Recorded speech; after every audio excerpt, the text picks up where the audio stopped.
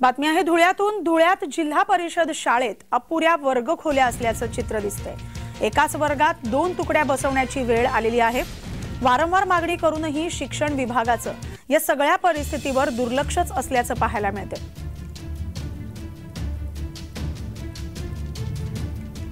शाळेचा जो पट आहे 128 मुलं आणि 128 मुली असा आमचा 256 पट आहे।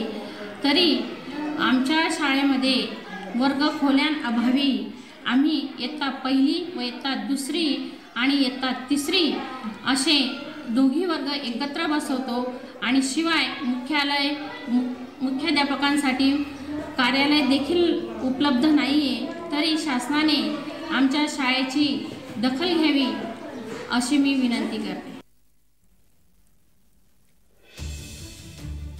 धुळ्यात जिल्हा परिषद शाळेत अपुऱ्या वर्गखोल्या असल्याचं चित्र दिसतंय। एकाच खोलीमध्ये एकाच वेळी 2 वर्ग भरवले जात आहेत। त्यामुळे आता शाळेतल्या शिक्षकांनी मागणी केलेली आहे, वर्गखोल्या उपलब्ध करून देण्याची मागणी त्यांनी केलेली आहे।